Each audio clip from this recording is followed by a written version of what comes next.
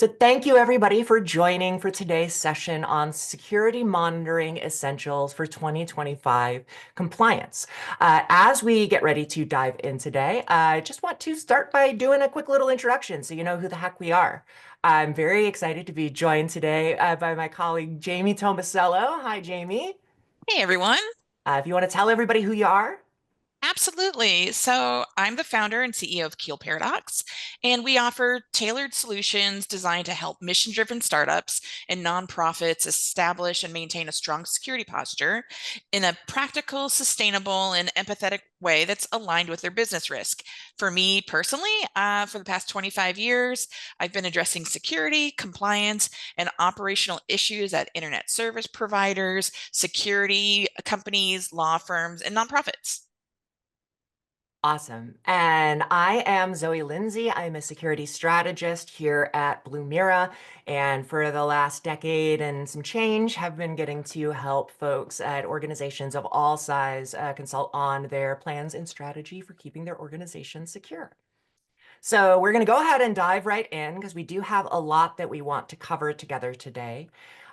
We are going to today take you through first getting from we should to we must and looking at what the actual impact of guidance is and how that affects what we see happen in compliance standards. Then, in the tradition of the star child himself, David Bowie, we are going to go through the current changes and look at what recent both framework updates we've seen as well as what compliance changes we've seen over the last and coming in the next year. Then we're going to actually get down to like what it means for you specifically, what you want to plan for in 2025, and how you can read some of the signs of what may be coming down the road, as well as talking about how to start with the right question. And then at the end, I'm going to talk just a tiny bit about how Blumira is able to help with some of these challenges, because we'd love to help make life easier for you if we can. So I think Jamie, you're going to get us set up here. When we're talking about the impact of guidance, what are we really talking about? Right. So, like the slide says, guidance and frameworks only provide those answers to the what and the how to secure. We need to understand that not just the what and the how of security controlled requirements, but we need to understand the why and how specifically it relates to our organizations and the spirit of those requirements. We need to understand what problems we and the security requirements and control families are trying to solve, the outcomes that we want to see, and we have to work backwards from those to implement controls that achieve the spirit of those requirements while balancing usability and business needs. This always needs to be in context to your own organizations. The guidance and frameworks aren't really understanding the relationship of or the relationship to your particular organizations and the risk that you're all dealing with. And I recognize that all of this can be overwhelming when you're trying to juggle multiple priorities. And I also recognize that it is easier, often far easier, to follow the letter of a prescriptive requirement when you're not an expert in everything. Absolutely. And I think that mostly today we're going to be talking about how these frameworks and standards approach monitoring and threat response. But I think that it's actually illustrative to take a look at a somewhat older example so we can see how these things play out over kind of a long period of time. So I know that we're going to have folks at every stage of their career joining us today. I imagine that we're going to have some folks that will remember when our first round of NIST guidance came out and gave us that traditional classic standard for password requirements. Uppercase, lowercase, special character, number, the very secure length of 8 characters at a minimum, and unique for every single site. And of course, we've all felt the pain of trying to deal with the fact that that is a system that works great for computer systems and not so great for human systems. We are not great at remembering extremely long, unique, nonsense strings of characters, right? So we saw this come out in 2004. And we saw the conversation over the following years start to realize this. One of my favorite XKCD comics of all time is the what is it? Correct horse battery staple. I always mix it up and say correct horse battery stapler instead. But showing that actually choosing memorable passwords that are longer, don't necessarily use all of those different kinds of characters, but make up for that complexity in length and are designed to be a little bit easier for humans to remember and visualize, are going to give you a more predictable result and a more successful outcome, right? However, if we go back and we look at official guidance, we got this comic in August of 2011, and the actual update to NIST that reflected this change in guidance of longer and more memorable and unique happened as late as 2017, right? When we saw an 863B in 2017, finally kind of codified and improved recommendation on some of these standards and kind of implemented these lessons that we had learned over the previous 15 years or so. Yeah, and if you see the authors here, there's one author who started this conversation before 2017 as they were putting together this update for 863, Jim Fenton. He talked about in presentations the guiding principles for revising these recommendations. And the way they thought about it was, how do we have a strong user experience emphasis? How do we have realistic security expectations? Not putting the burden on the user wherever possible, and then don't ask the user to do things that don't significantly improve security.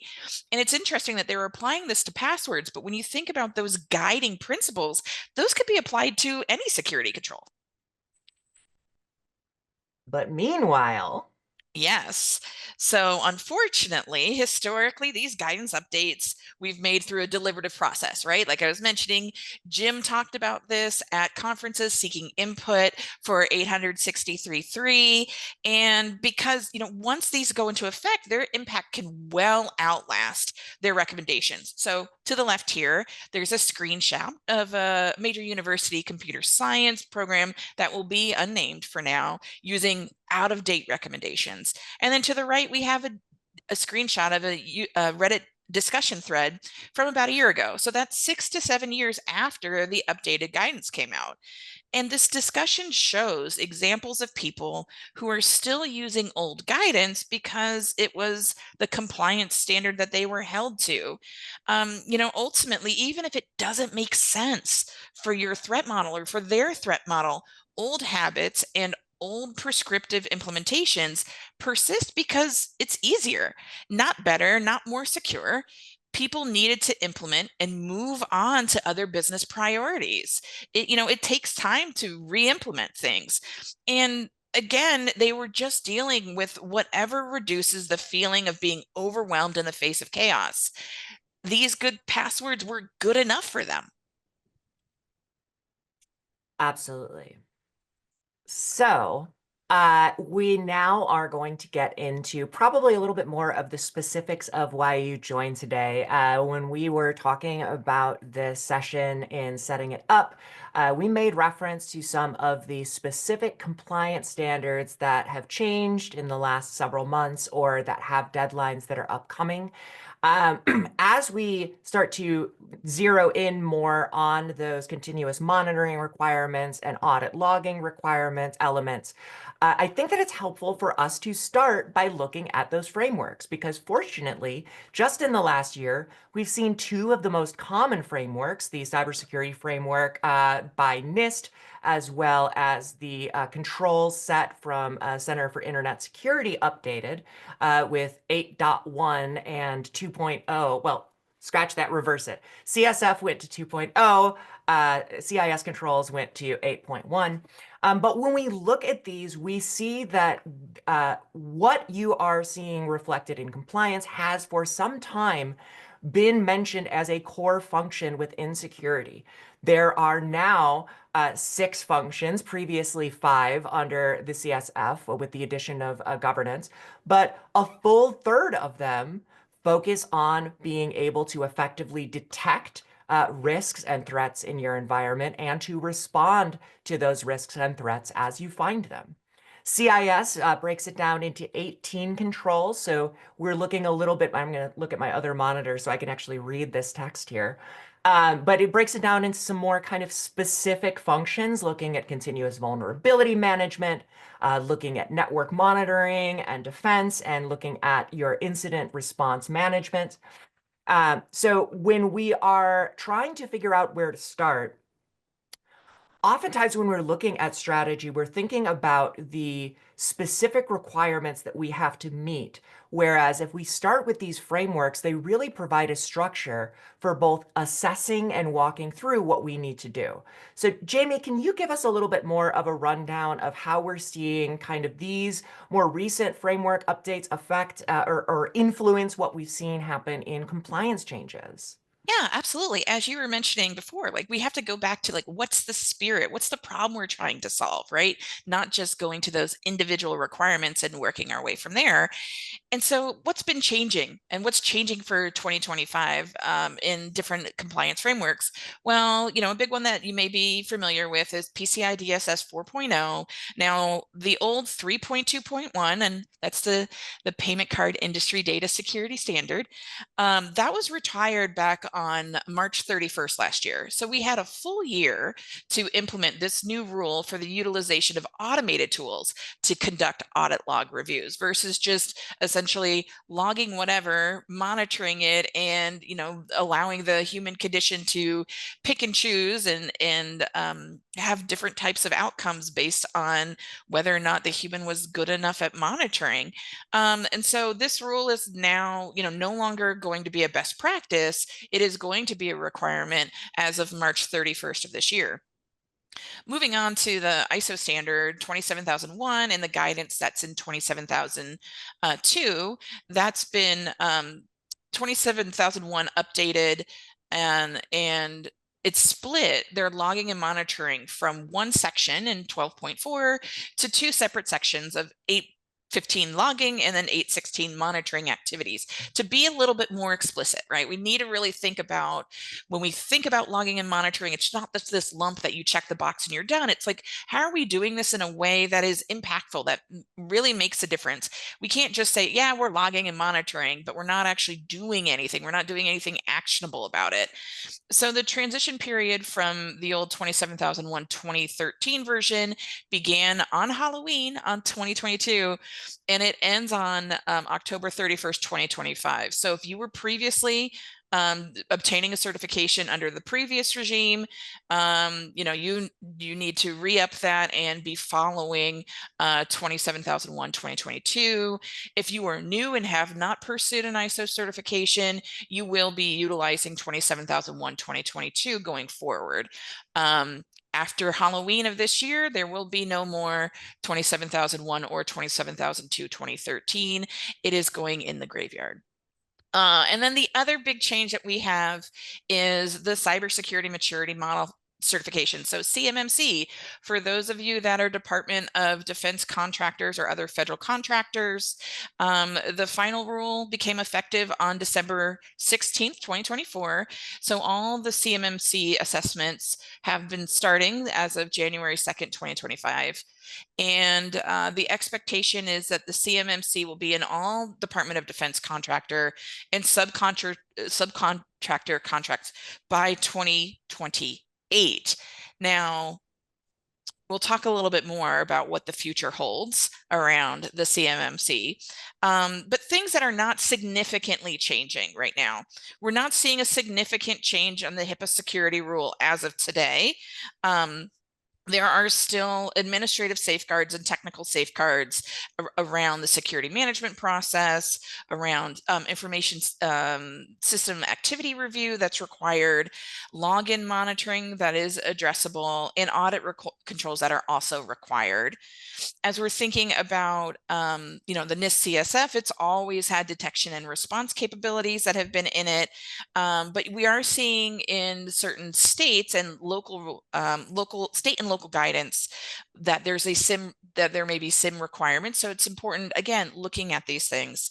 And then if we're thinking about the FFIEC, their information security booklet does mention SIM, but it's not a hard requirement. Ultimately, it's part of providing a method for management to collect, aggregate, analyze, and correlate information from discrete systems. So, we're seeing some, hard changes. We're seeing still some recommendations, but generally, we should be evolving our detection and response through logging and monitoring that's actionable and preferably automated. Absolutely. So we have taken a look at the what has changed. Let's talk about the how in terms of how it affects the folks that are on the call, because I'm guessing that that is why they're spending their probably lunch hour with us right now. Yes, I hope you all are eating and enjoying a little bit of a break while you're listening to us. So 2025, y'all, it is looking very ambiguous. There's a lot that we didn't account for in planning, in our risk assessments, and things are happening that we didn't expect and way faster than we can react to.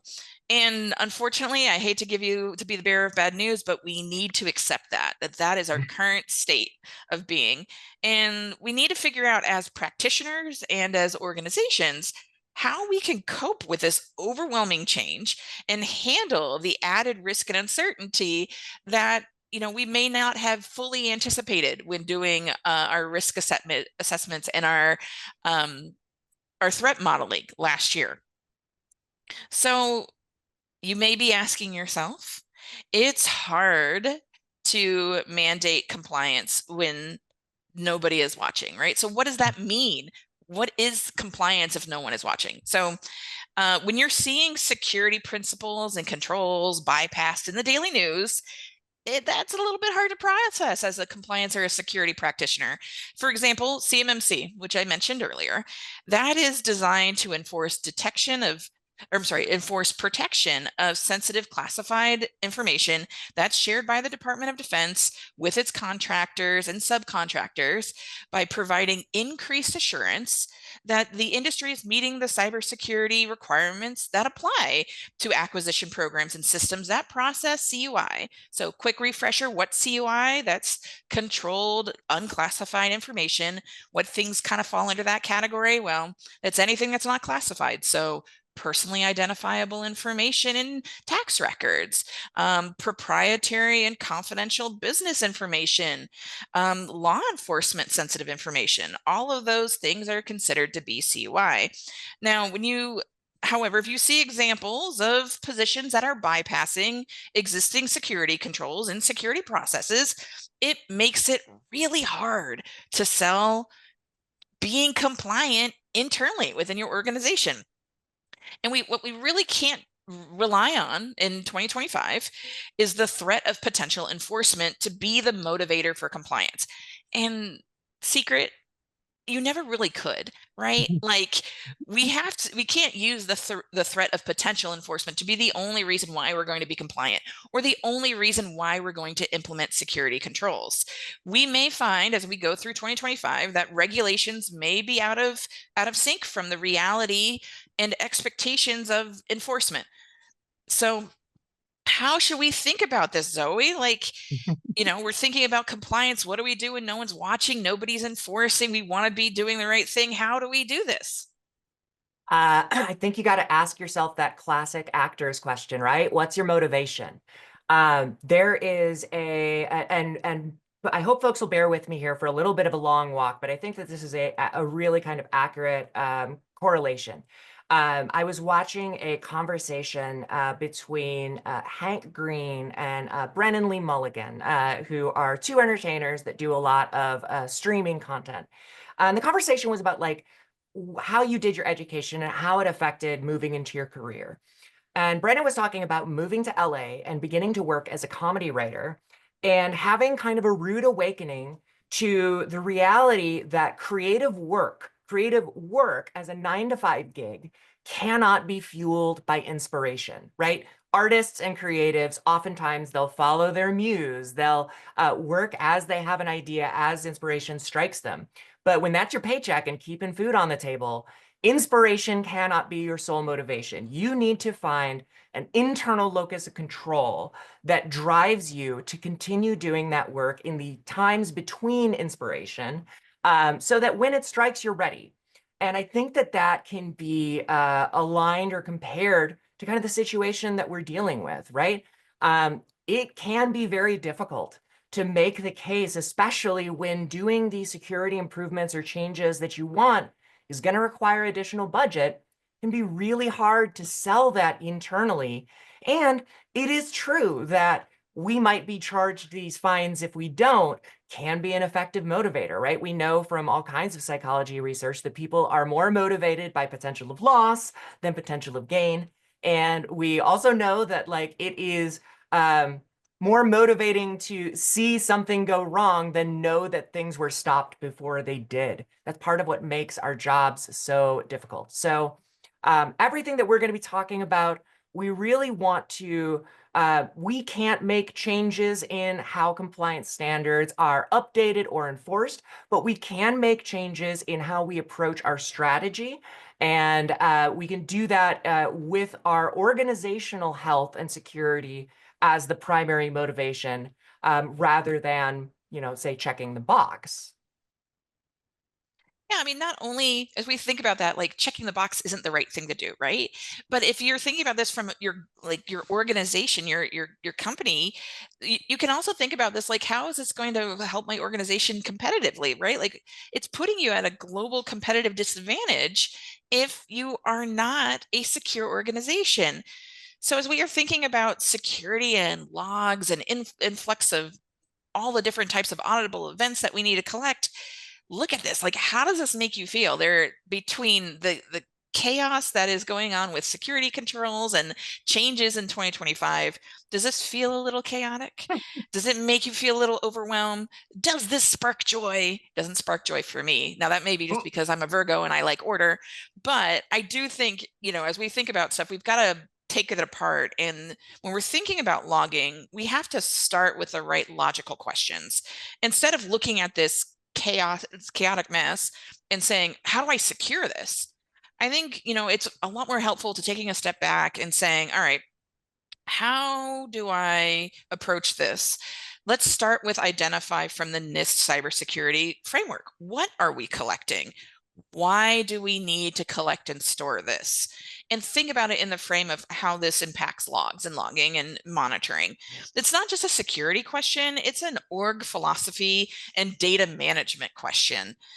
Once you have a clarity on like what you're collecting, why you need to collect, transmit, or store this, what the value of this is, then you can make more informed decisions about how things need to be secured, protected, and the threats that you need to detect.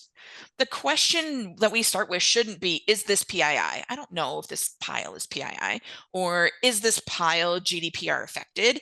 It's, do I need this? Right? Like Absolutely. that's it. Does this get me closer to my goal and my business objectives within an acceptable risk tolerance? Now, if you don't know what your organization's acceptable risk tolerance is, you've got a different issue. You may be too small of an organization to be doing a formal risk assessment.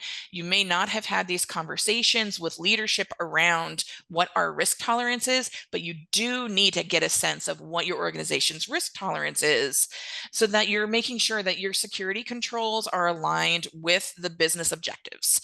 It's a moot point whether it's PII or GDPR affected due to the framework updates that we've already mentioned. The expectation is you're protecting these things, you're logging this data, you're logging actionable events, and logging and monitoring are core components of a security program. They are table stakes. So, as we're talking about this, another way to think about this is it's not just about security, right? Monitoring isn't just about stopping threats. And maybe to be able to access some of the budget that you're talking about, Zoe, is reframing this, right? It's not just about stopping threats. It's also about operational improvements. If you're not able to really see the information, like and provide a business case around, here's the things that we stopped. We don't know exactly what we stopped because we stopped the things. We don't know fully the impact of what that would have been. You can make a business case around availability. What is that impact to your client commitments? You know, whether services are up or down, meeting client promises. Monitoring is going to help you with that. Logging is going to help you with that. It's going to quantify the support around the business objectives, making sure that you're delivering the way that your organization delivers. And again, that goes back to that global competitiveness. We're not just selling the products. There's a lot of products that do the same things, but what are those differentiators that your clients really care about them? And then does logging and monitoring essentially support those business objectives? And then, logging and monitoring can help find organizational gaps and inefficiencies. It can help us answer this question around, what are our operational improvements, and are we doing better than we did before? If we're not capturing any of this information, it's really hard to tell. So, this is something that Blumira can help get better intelligence around these org efficiencies. Like, how do you align security monitoring with your internal goals and your top level objectives? Absolutely. I love that you brought up availability because it is so easy oftentimes in discussions around security to frame it in terms of attackers and defenders. And we tend to scope in on the threats that we face and not necessarily the broader span of risks to the business that still fall under that CIA triangle. And I know that you feel the same way as me here, that really that triangle should have a little fourth leg for usability, right? When we're talking about, especially if compliance is something that will have more difficulty being a selling point internally for getting improvements funded. We know what gets measured gets managed. More importantly, what gets measured gets funded. If you are able to capture that baseline normal, if you are able to capture, quantify, and show those threats that have been stopped or inefficiencies that you found, how you've been able to improve your program year over year. Those are the things that when you're in the boardroom making the case for why you need to add to your stack, that are going to begin to resonate. And so, having things like executive summary can be really helpful here, kind of distilling it down, taking what can be a whole lot of telemetry and intelligence across kind of a wide variety of sources and getting it normalized so that it can more easily be shown, tracked, and visualized. In order to know what is abnormal, you need to have a record of what normal looks like. To know if you have grown and improved over time, you need to know what that starting state was. So in addition to that core function of continuous monitoring and threat detection, that you're also getting that benefit in helping to make your program a success. One of the single biggest challenges that security teams face is a default state of being seen as a cost center. And I think this is something that all of us have probably experienced in some capacity, where no news is good news, right? And so if you are doing your job well, it gets to the end of the year and your leadership team may be like, well, great job. Looks like it was a pretty easy year for you, not knowing all of the work that went behind the scenes to make things look seamless on their end.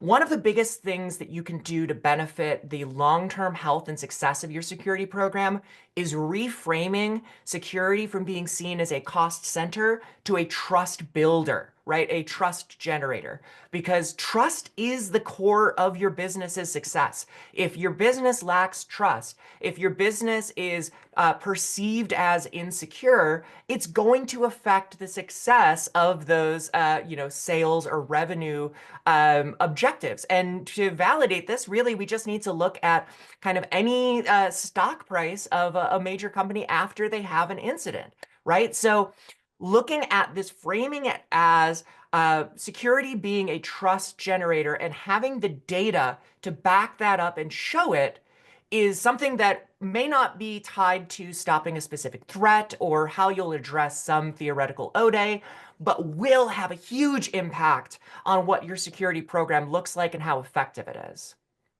On that same point, one of the other things to think about is, does switching from security restricting the business and saying no to security enabling the business. When you change that frame and say, hey, this is an operational improvement. Hey, here are some efficiencies. Yes, it also addresses security points, but they're seeing that you're helping further the business, whether it is from a tech stack, whether it's a process, whether, it doesn't matter what it is. It's also going to change the way that people look at security and viewing it as this painful cost center to this enabler of business. Absolutely. And when it comes to being an enabler of business, I think that's where we can come in.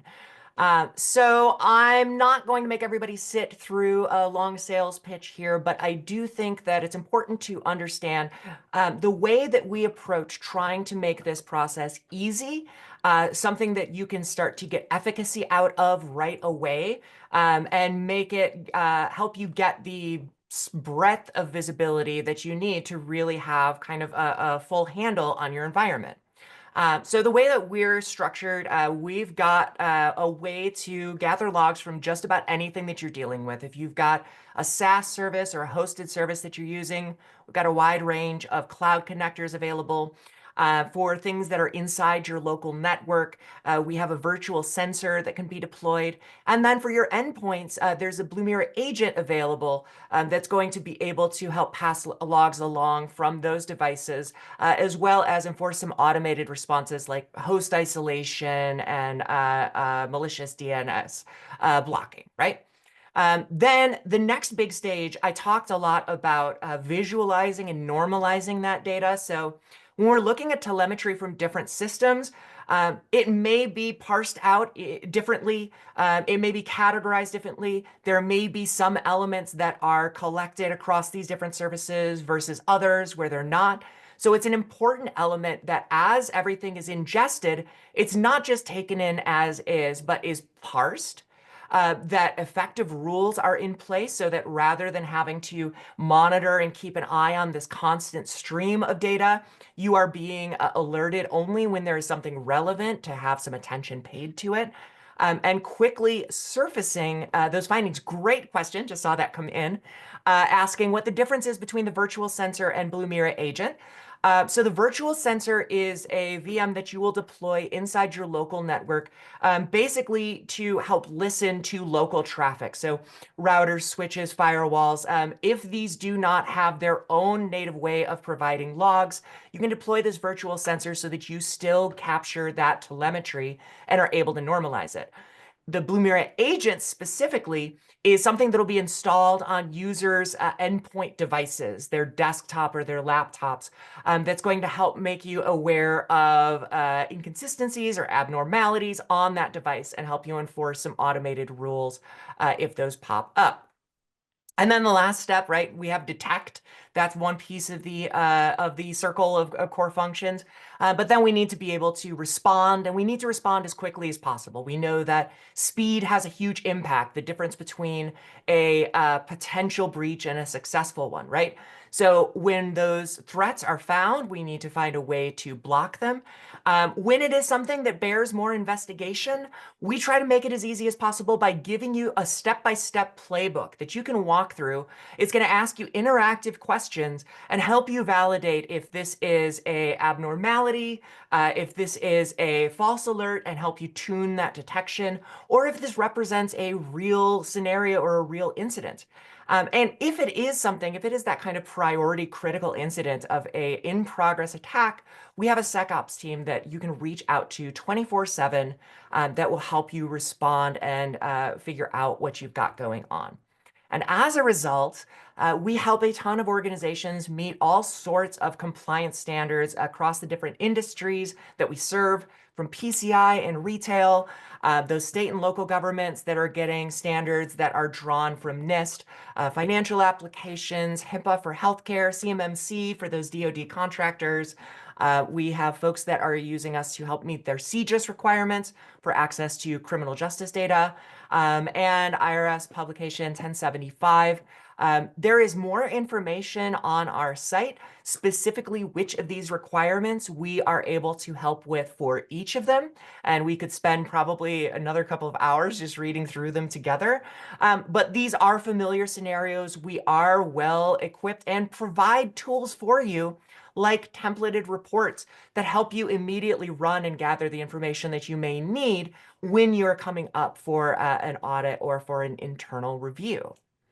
I'm happy to see that we got our first question in. I will say for other folks, if you have questions, please add them in the chat or in the Q&A section, because we're about to hop into answering your questions here. And while we give folks a chance to do that, I just want to invite you, if you are looking for a way to meet those monitoring requirements, to get better visibility across your environment, that kind of full spectrum visibility, whether it's inside or outside your own network, we'd love to help you out there. We have a free trial that you can try out. The trial will give you access to our full XDR feature set. And then after 30 days, it will still continue to work, but we'll limit you to our free SIM edition. Details on the differences between those are available on our website. And Jamie, tell folks about Keel Paradox and how you can help them out.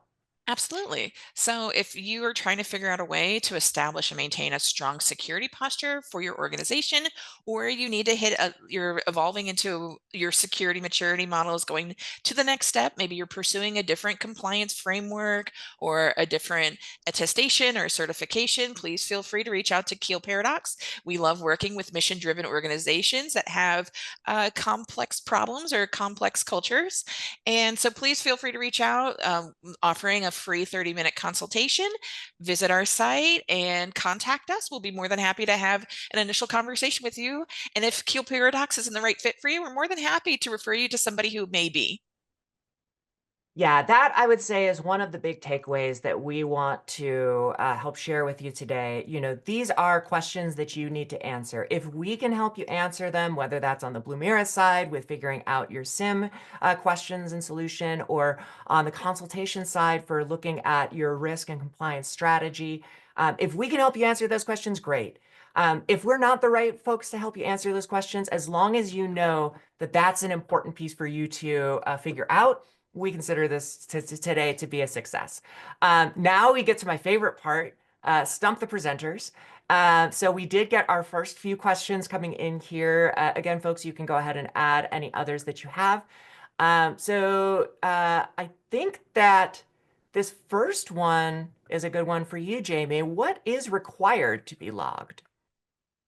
Oh, wow. So there's a lot of resources that you have. I think the good way to think about this, again, like instead of just going immediately to the prescriptive answer, thinking about this like you need to be logging things and logging messages that drive decisions, right?